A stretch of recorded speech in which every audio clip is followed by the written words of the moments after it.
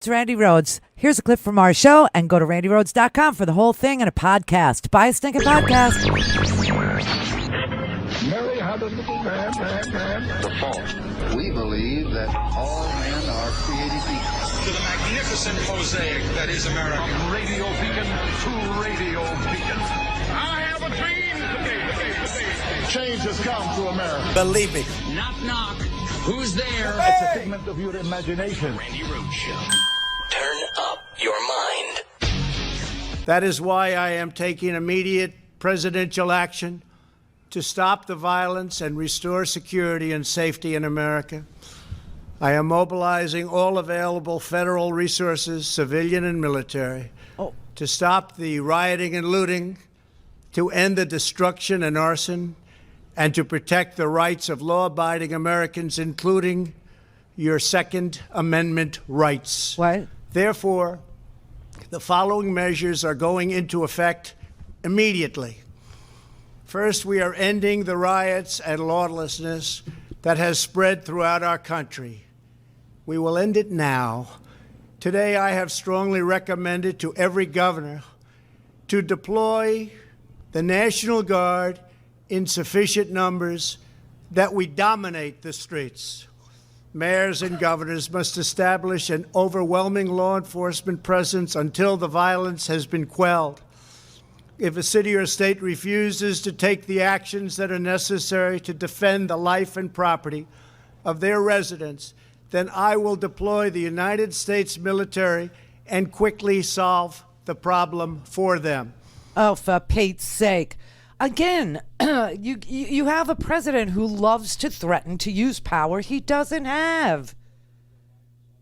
Did everybody, I know everybody saw that last night. That was just the craziest thing I ever heard come from the mouth of a U.S. president in my life. Here's your choice, okay? That or this.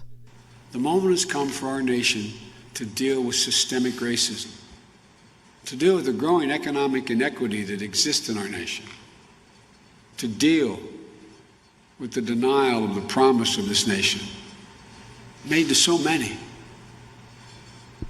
You know, I've said from the outset of this election that we're in the battle for the soul of this nation.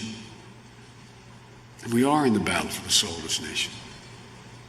What we believe, and maybe most importantly, who we want to be, it's all at stake. That's truer today than it's ever been, at least in my lifetime. And it's this urgency, it's in this urgency we can find a path forward. Now, the history of this nation teaches us that in some of our darkest moments of despair, we've made some of our greatest progress, some of our darkest moments. The 13th, 14th, 15th Amendments followed the Civil War. The greatest economic growth in world history grew out of the Great Depression. The Civil Rights Act of 1964 and the Voting Rights Act of 65 came in the tracks of Bull Connor's vicious dogs. To paraphrase Reverend Barber, it's the morning where we find hope. It's in the morning where we find hope when we mourn. So there are your choices, everybody. After Donald Trump threatened to use the military police actually were deployed in D.C. because D.C. is a territory, not a state. No governor had to say yes to Donald Trump's ridiculous offer, right?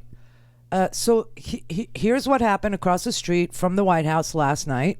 Within the last 15 minutes, mounted police have been coming down the street. You're going to see them in the frame now, using flashbangs in front of them and mounted police to clear what has been an entirely peaceful protest. Not 98%, not 99%, but 100% peaceful protest here today.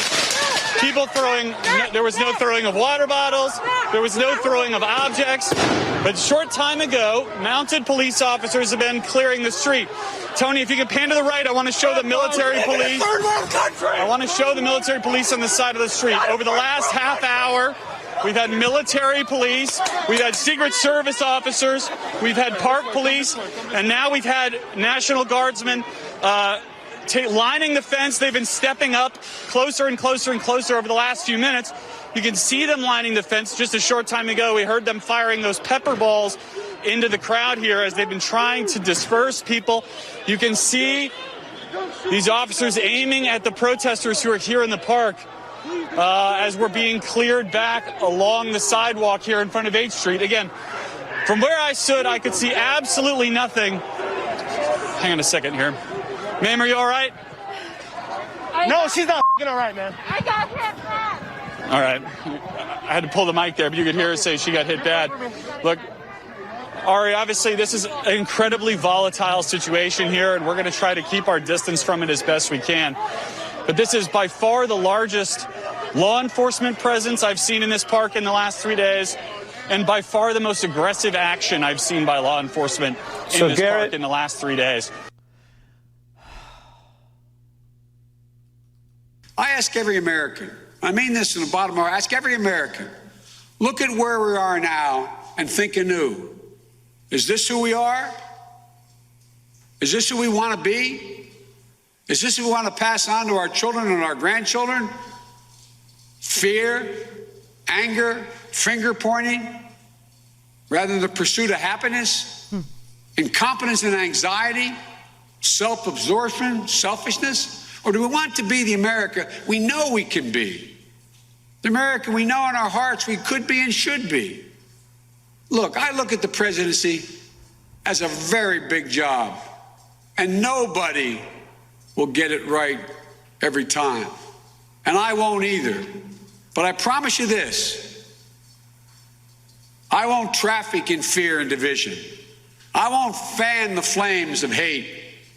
I'll seek to heal the racial wounds that have long plagued our country, not use them for political gain. I'll do my job and I will take responsibility. I won't blame others. I'll never forget. I will never forget. I promise you, this job is not about me. It's about you. It's about us. It'll work not only to rebuild the nation, but to build it better than it was. We're the only nation in the world that goes through crisis and comes out better. So that was right on point. It's exactly what needed to be done. It's what leadership sounds like. It's what healing a nation requires. It's tough to stand there and say, we're in pain. It's tough to stand there and say the moment has come.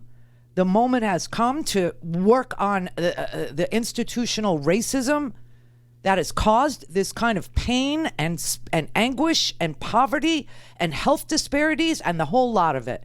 That's the tough work. That's the hard work. But Donald Trump literally created a riot with military police, National Guard, and horseback troops in Washington for a photo op last night for himself. For himself. He literally stood in the White House, on the White House lawn, and said that he was going to command the military to attack Americans that he doesn't like, and then cleared the street by force, citing the Second Amendment, totally trashing the First Amendment that requires, the ability to peaceably assemble, which is what was going on in Lafayette Square, a peaceable assembly to air their grievances, and then went to an historic church that serves the community, didn't pray, didn't go in, and held a Bible as if it were a Trump stake or a Trump tie, upside down and backwards, and said nothing and moved on. That was the biggest WTF moment I think I've ever had in my life. Go to RandiRhodes.com for the whole thing and a podcast. Buy a stinking podcast.